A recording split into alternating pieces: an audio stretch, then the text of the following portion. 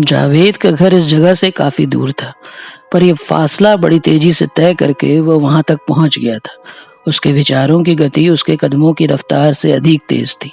रास्ते में उसने बहुत सी चीजों पर गौर किया। वो बेवकूफ नहीं था। उसे अच्छी तरह मालूम था कि वह वेश्या के पास जा रहा है, और उसको इस बात की भी पूरी समझ थी कि वह किस वजह से उसके पास जाना चाहता है। वो औरत चाहता था। औरत किसी भी रूप में हो। औरत की जरूरत उसकी जिंदगी में एकाएक नहीं पैदा हो गई थी। एक जमाने से यह जरूरत उसके भीतर आहिस्ता आहिस्ता मौजूदा तेजी का रूप पाती जा रही थी, और अब अचानक उसने महसूस किया था कि औरत के बिना वह एक पल जिंदा नहीं रह सकता। औरत उसको जरूर मिलनी चाहिए, ऐसी औरत जिसकी रान पर हौले से धप मारकर वह उसकी आवाज सुन सके, ऐसी औरत जिससे वह वाहियात किस्म की बात कर सके। जावेद पढ़ा लिखा होशमंद आदमी था, हर बात की ऊंच नीच समझता था, पर इस मामले में कुछ और सोचने विचारने के लिए तैयार नहीं था। उसके मन में एक ऐसी इच्छा हुई थी जो नई नहीं थी। इससे पहले कई बार उसके मन में यह इच्छा पैदा हुई थी, और इस ख्वाहिश को पूरा करने के लिए इंतहाई कोशिशों के बाद जब उसे नाकामयाबी का सामना करना पड़ा, तो इस नतीजे पर पहुंचा कि उसकी जिंदगी में पूरी औरत कभी नहीं आएगी, और अगर उसने उस पूरी औरत की तलाश जारी रखी तो किसी दिन वो पागल कुत्ते की तरह किसी राह चलती औरत को काट खाएगा। काट खाने की हद तक अपने इरादे में नाकाम रहने के बाद जब अचानक उसके मन में इस इच्छा ने करवट बदली थी। अब किसी औरत के बालों में अपनी उंगलियों से कंघी करने का ख्याल उसके दिमाग से निकल चुका था। औरत की तस्वीर उसके दिमाग में मौजूद थी, उसके बाल भी थे, पर अब उसकी इच्छा यह थी कि वो उन बालों को वहशियों की तरह खींचे, नोचे और उखाड़े।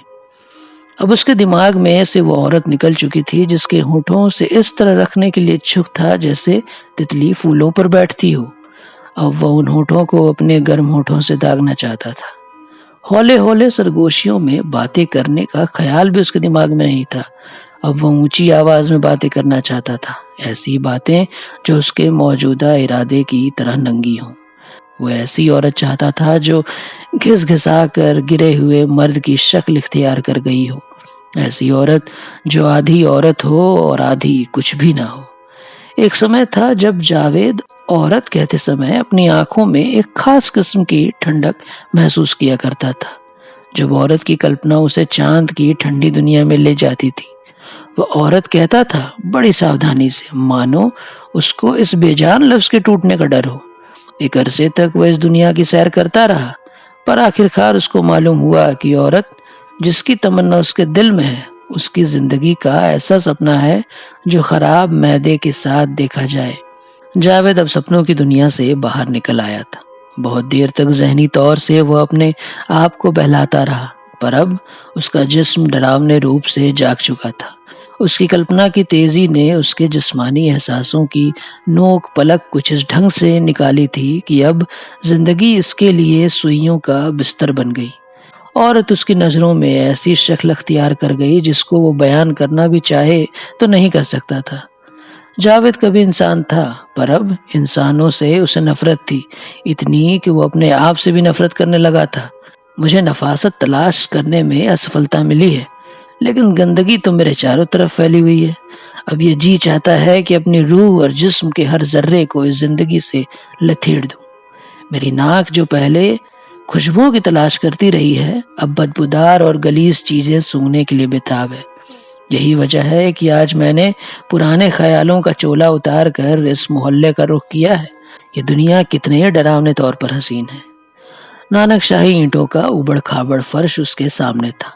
लालटेन की बीमार रोशनी में जावेद ने जब उस फर्श की तरफ अपनी बदली हुई नजरों से देखा तो उसे ऐसा महसूस हुआ कि बहुत सी नंगी औरतें औंधी सीधी लेटी हुई हैं, पर म्युनिसिपल कमेटी की लालटेन लगातार टकटकी बांधे उसकी तरफ घूर रही थी। उसके बढ़ने वाले कदम रुक गए और वो भन्ना आ गया। ये लालटेन मुझे क्यों घूर रही है? ये मेरे रास्ते में क्यों रोड़े अटकाती है? वो जानता था कि यह महज वहम है और असलियत से इसका कोई रिश्ता नहीं, लेकिन फिर भी उसके कदम रुक जाते थे और वो अपने दिल में तमाम भयानक इरादे लिए मोरी के उस पार खड़ा रह जाता था। वो समझता था कि उसकी जिंदगी के 27 बरसों की झिझक जो उसे विरासत में मिली थी उस लालटेन में जमा हो गई है। ये झिझक जिसको पुरानी केंचुली की तरह वो अपने घर छोड़ आया था, उससे पहले वहां पहुंच चुकी थी जहां उसे अपनी जिंदगी का सबसे भद्दा खेल खेलना था। ऐसा खेल जो उसे कीचड़ में लथपथ कर दे, उसकी रूह पर कालिख पोत दे। एक मैली कुचैली औरत उस मकान में रहती थी। उसके पास 4-5 जवान औरतें थीं जो रात के अंधेरे और दिन के उजाले में यकसा भद्देपन से पेशा करती थी। जावेद को इस चकले के बारे में उसके दोस्त ने बताया था जो हुस्नो इश्क की लाश कई बार इस कब्रिस्तान में दफन कर चुका था। जावेद से वो कहा करता था, मुझे तो अपनी जिंदगी में सिर्फ एक औरत नजर आई जो मेरी माँ थी। पर्दे वालियां अलबत्ता देखी हैं पर उनके बारे में सुना भी है, लेकिन जब कभी औरत की जरूरत महसूस होती है तो मैंने माई जीवा के कोठे को अपना बेहतरीन साथी पाया है। जावेद माई जीवा और उसके यहाँ की 4-5 पेशा करने वाली औरतों के बारे में बहुत कुछ सुन चुका था। उसको मालूम था कि उनमें से एक हर वक्त गहरे रंग के शीशों वाला चश्मा पहने रहती है। एक काली कलूटी लौंडिया है जो हर वक्त हंसती रहती है। मुझे ऐसी ही औरत चाहिए जो हर वक्त हंसती रहे। ऐसी औरत को हंसते ही रहना चाहिए। जब हंसती होगी तो उसके काले काले होंठ यूं खुलते होंगे जैसे बदबूदार गंदे पानी में मैले मैले बुलबुले बनकर फटते हैं। उन 4-5 औरतों में से जावेद की नजर किसी खास पर नहीं थी। मुझे कोई भी मिल जाए, मैं चाहता हूँ कि मुझसे दाम लिए जाए और खट से एक औरत मेरी बगल में थमा दी जाए। 1 सेकंड की देर न होनी चाहिए। किसी किस्म की बात ना हो, कोई नरम नाजुक बात मुंह से निकलने न पाए। कदमों की चाप सुनाई दे, दरवाजा खुलने की खड़खड़ाहट पैदा हो, रुपए खनखनाए और आवाजें भी आए पर मुंह बंद रहे। अगर आवाज निकले तो ऐसी जो इंसानी आवाज मालूम हो। मुलाकात हो बिल्कुल हैवानों की तरह। तहजीब के संदूक में ताला लग जाए। थोड़ी देर के लिए एक ऐसी दुनिया आबाद हो जाए जिसमें सूंघने, देखने और सुनने के नाजुक एहसास जंग लगे उस्तरे की तरह कुंद हो जाए। जावेद बेचैन हो गया। एक उलझन सी उसके दिमाग में पैदा हो गई। इरादा उसके अंदर इतनी शिद्दत पकड़ चुका था कि पहाड़ भी उसके रास्ते में होते तो वह उनसे भिड़ जाता। पर म्युनिसिपल कमेटी की एक अंधी लालटेन जिसको हवा का एक झोंका बुझा सकता था, उसके रास्ते में बहुत बुरी तरह बाधक हो गई थी। इस लालटेन से मुझे डर लगता है। मेरे तमाम इरादे इसने तबाह कर दिए हैं। लानत हो मुझ पर। उसने कई लानतें अपने आप भेजी पर जैसा चाहिए वैसा असर न पैदा हुआ। उसके कदम आगे ना बढ़ सके।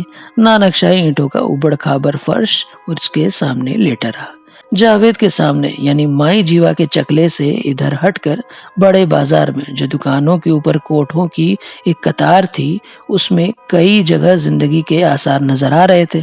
उसमें बिल्कुल सामने खिड़की में तेज रोशनी के बल्ब के नीचे एक काली भुजंग औरत बैठी पंखा हिला रही थी। उसके सिर के ऊपर बिजली का बल्ब जल रहा था और ऐसा दिखाई देता था कि सफेद दाग का एक गोला है जो पिघल पिघल कर उस वेश्या पर गिर रहा है।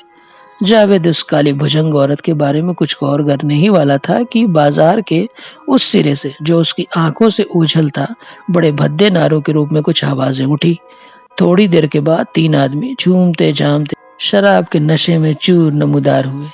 तीनों के तीनों उस काली भुजंग औरत के कोठे के नीचे पहुंचकर खड़े हो गए और जावेद के कानों ने ऐसी ऐसी वाहियात बातें सुनी कि उसके तमाम इरादे उसके अंदर सिमट कर रह गए। थोड़ी देर के बाद वह जगह जहां वह काली वेश्या बैठी थी खाली हो गई। जावेद अपने आप से और भी नफरत करने लगा। तुम क्या हो? मैं पूछता हूँ, आखिर तुम क्या हो? न तुम ये हो, न तुम वो हो, न तुम इंसान हो, न तुम हैवान। तुम्हारी समझ बूझ, तुम्हारी अकल और सोच आज सब धरी की धरी रह गई। 3 शराबी आते हैं, तुम्हारी तरह उनके दिल में इरादा नहीं होता, लेकिन बेधड़क उस वेश्या से वाहियात बातें करते हैं और हंसते ठहाके लगाते कोठे पर चढ़ जाते हैं जैसे पतंग उड़ाने जा रहे हो। और तुम जो कि अच्छी तरह समझते हो कि तुम्हें क्या करना है, यूं बेवकूफों की तरह बीच बाजार में खड़े हो और एक बेजान लालटेन से खौफ खा रहे हो। तुम्हारा इरादा इतना साफ और खुला है, लेकिन फिर भी तुम्हारे कदम आगे नहीं बढ़ते। लानत हो तुम पर। पल भर के लिए जावेद के अंदर अपने से बदला लेने का भाव पैदा हुआ। उसके कदमों में हरकत हुई और मेरी फांद कर वो माई जीवा के कोठे की तरफ बढ़ा। वो लपक कर सीढ़ियों के करीब पहुंचने ही वाला था कि ऊपर से एक आदमी उतरा। जावेद पीछे हट गया। अनायास उसने अपने आप को छिपाने की कोशिश भी की, लेकिन कोठे पर से नीचे आने वाले आदमी ने उसकी तरफ कोई ध्यान नहीं दिया। उस आदमी ने अपना मलमल का कुर्ता उतार कर कंधे पर रख लिया था। उसकी दाहिनी कलाई में मोतियों के फूलों का मसला हुआ हार लिपटा था। उसका बदन पसीनों से सराबोर हो रहा था। जावेद के वजूद से बेखबर वो अपने तहमद को दोनों हाथों से घुटनों तक ऊंचा किए नानक शाही ईंटों का ऊंचा नीचा फर्श पार करके मोरी के उस तरफ चला गया। और जावेद ने सोचना शुरू किया कि उस आदमी ने उसकी तरफ क्यों नहीं देखा।